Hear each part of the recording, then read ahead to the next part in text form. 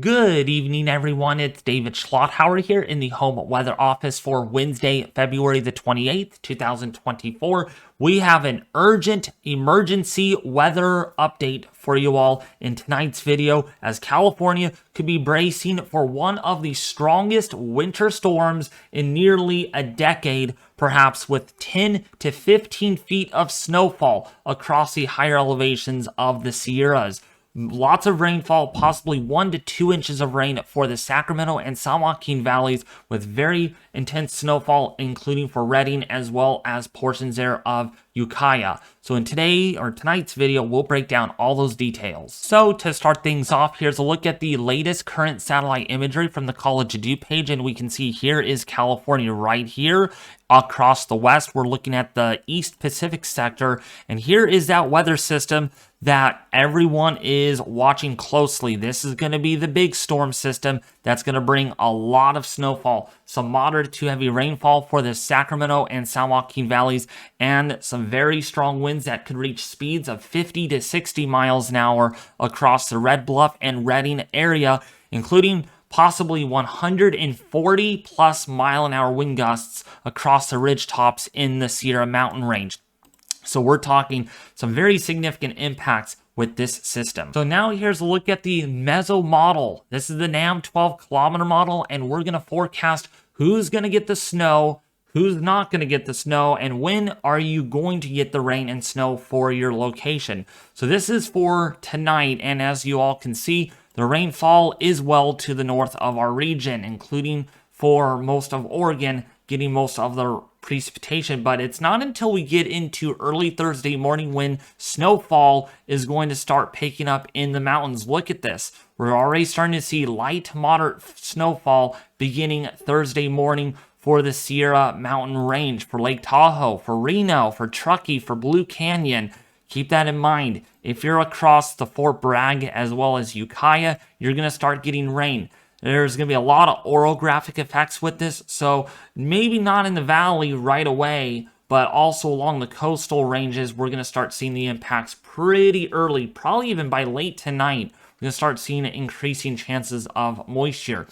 And then by tomorrow afternoon, this rain sinks southward across the Bay Area. So if you're in San Francisco, if you're in San Jose, if you're in Sacramento, you get some light to moderate rainfall. Not so much in the way of decent accumulations of water with this system, but look at the snowfall in the mountains. It's going to be a snowmageddon masterpiece with this one.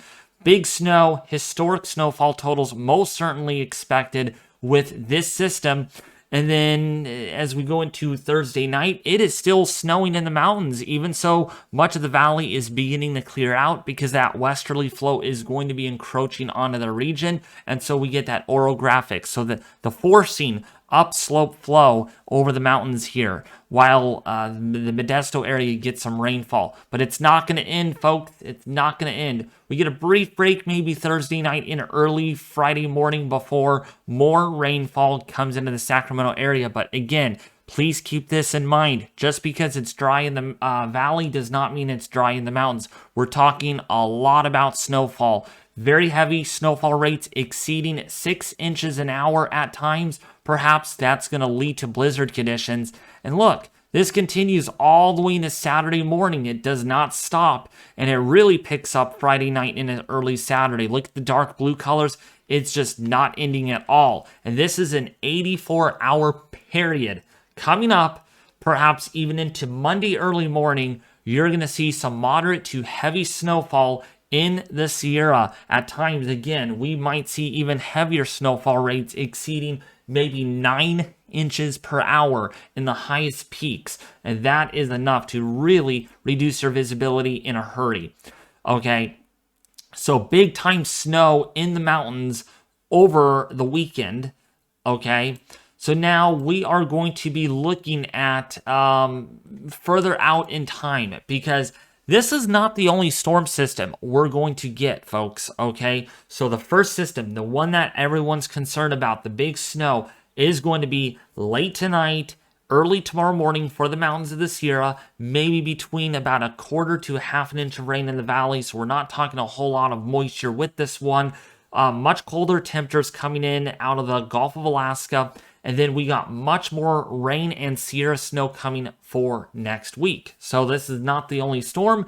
The one and done deal. We're going to have more behind this. So this is Sunday morning. You can see, again, the mountains here, according to the European model, looking at some moderate to heavy snowfall for the Sierra. And then look at this. This is going to continue all the way into early Monday morning. So chain controls, road closures are a guarantee, okay? Do not go to the mountains at all tomorrow, because this is your opportunity now to go to the mountains, and don't wait this out, okay?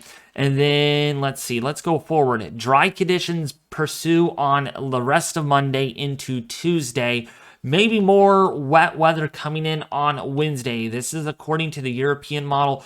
The snow with this one does not look to be as significant, maybe an additional 1 to 3 feet of snowfall, but any more snow on top of the 15 feet of snow we might see in the highest peaks will lead to additional concerns for blizzard conditions, possibly extreme blizzard conditions by the middle of next week. And then this continues all the way into Thursday. We are talking about very heavy Sierra snow still continuing with this system, with more valley rainfall Wednesday into Thursday before that system moves out of the picture, with maybe another storm system for next weekend to begin the full month of, or the full week of March, I should say, through the 9th.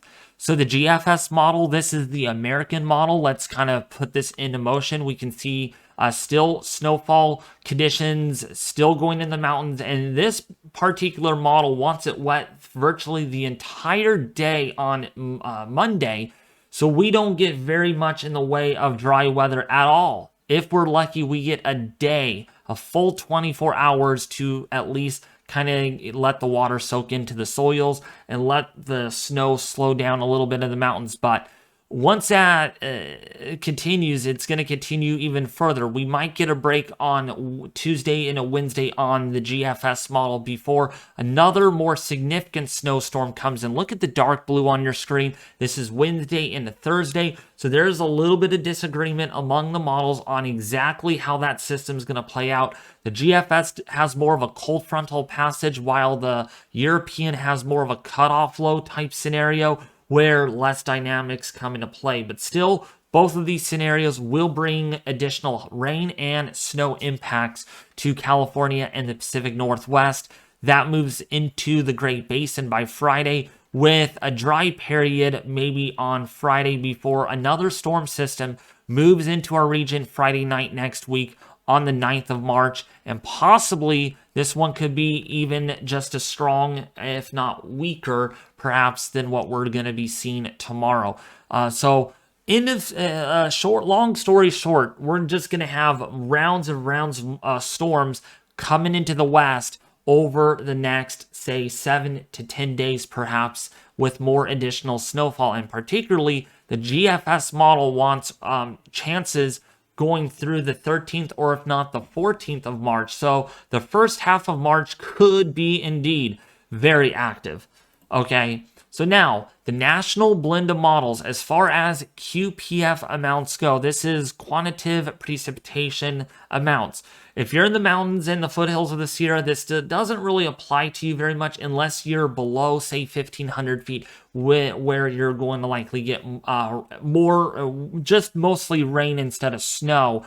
So when we kind of focus in it here, we can see some of the coastal range mountains here. If you just extrapolate all the snow and you melt it through into liquid equivalent, you might see 21 inches of rainfall or water through the 10th of March. Okay, this is through the next 10 and a half days. Actually, this is 11 days, roughly 10 to 11 days, doesn't matter, which means that's a lot. That's a lot from the national blend of models. And then taking a look here at the Sierra, you could see a foot of rainfall when you melt the snow down into water, just water alone, not factoring in the snow. You could see anywhere between maybe 10 to 15 inches of rainfall in that area. Specifically, Blue Canyon, Quincy could get even 18 inches of water equivalent by the end of next week. All right, that's a lot of water. That is nothing to mess with at all. With the valley likely to see at least an inch to maybe a couple of inches. Not a big rainmaker for the valley, for the lower elevations this go around. This is not a very warm, not even a subtropical storm at all, like what we've been seeing in January and February. This is a much, much colder system that's going to allow less PWAP values, not as much moisture to be squeezed out, but still, it's going to squeeze out a lot in the form of snow for the Sierra Mountains. When we take a look at the winds, strong winds Thursday for the first impulse of moisture that rolls through, possibly 30 to 45 mile an hour wind gusts for the Sacramento Valley, perhaps even for the northern end there, like say in Chico and Red Bluff, you might see wind gusts exceeding 45 miles an hour. And then, of course, wind gusts between 25 to 35 miles an hour across rest of the Sacramento into the San Joaquin Valley. So not a huge wind event with this first system. Also, the second one does not look to be very strong either with winds, but enough to maybe bring down a couple of trees or so with those wind gusts, again, between 35 to 40 miles an hour for Friday into Saturday. So some breezy winds expected, but for the mountains of the Sierra, you're likely to see wind gusts between 60 and 70 miles an hour with rich top gusts over 100 miles an hour. And just put that into perspective, that is a Category 2 hurricane intensity of winds with those gusts. So do not go to the Sierra on Thursday through the entire weekend. It's highly discouraged. Road closures will last days, if not perhaps a week, because we're going to see additional storms after this. So snowfall totals, according to the NAM 12-kilometer model, this is through the next 84 hours. This is not in the next 10 days. Look at these snowfall totals. Perhaps 108 inches in some of these areas. We got 119 inches on this particular model. Actually, you all can see that just fine. So definitely a lot of problems. Look at 130 inches? We got 123. I mean, very, very substantial snowfall totals just alone on the NAM 12-kilometer. Now, when we take a look at even a higher end resolution model, this goes only out to, this is the 18Z run, and this goes all the way out to 60 hours. We can see some of the higher elevations here could pick up maybe 100 inches in a 60-hour period. That is very, very phenomenal for the higher peaks. So now, looking at the GFS model, now additional snowfall to come after the ongoing storm sequence that we get this weekend. So putting this all together, some areas, now again, don't take my word for it, folks, please, okay? I don't want you guys to freak out when you see these numbers, because this is just a model guidance. This is not saying, oh, you will see 238 inches. But these are some very alarming numbers from the operational GFS model. 170 inches perhaps in the higher elevations. Look at this. We got 216, 226 inches. If we go even further out in time, we want to look at the entire model. We can see some areas here breaching 306 inches. We got 313 inches, 340 inches of snowfall. And to be specific, when we look at the plot, which we're not going to look at here because it's not going to go much more aggressive, possibly almost 400 inches of snowfall in a 15-day period for the Sierra Mountain chain through the middle of March. That's a lot. That's nothing to mess with at all. So now, looking at the national blend models, possibly 200 inches. Again, this is the super blend. This is blending the averages amongst the European, the GFS, the high-res models, all of the models you can pretty much think of. We blend it to an average, and this is what we get. And 200 inches, I want you all to look at the plot down here. 200 inches. Roughly, when you round up the 6 to a 0, the 96, you get about 200 inches.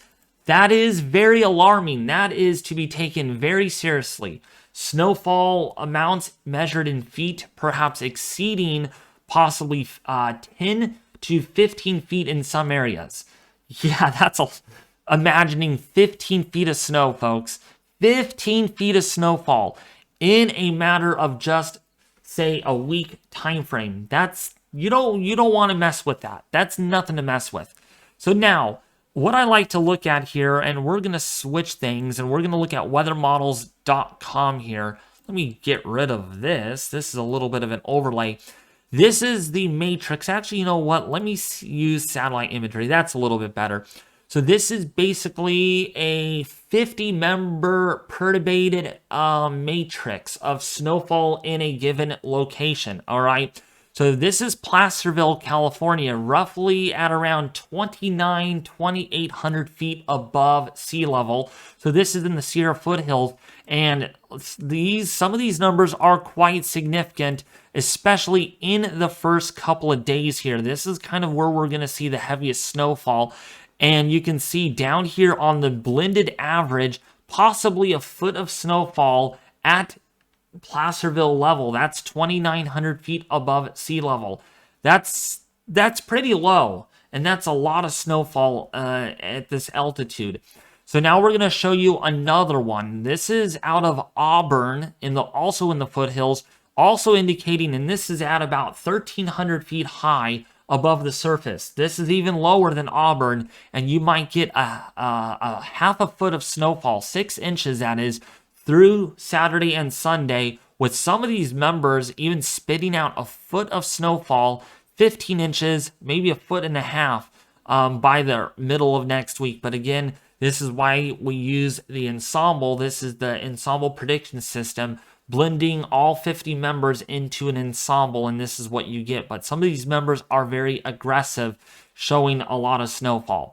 So now another way we can look at this is in Redding as well. Redding, which is only 500 feet above the surface, might end up getting 4 inches of snowfall, perhaps, by this weekend. Just to show you that not only this is through early March, okay, these snowfall totals, but this is pretty late in the season to get snowfall this low in elevation. We don't see this typically until we get the lowest snowfall levels usually in early to mid-January. We're talking early March, folks, and this is what we're dealing with. Snow levels that are down to 500 feet in some areas in the northern end of the Sacramento Valley.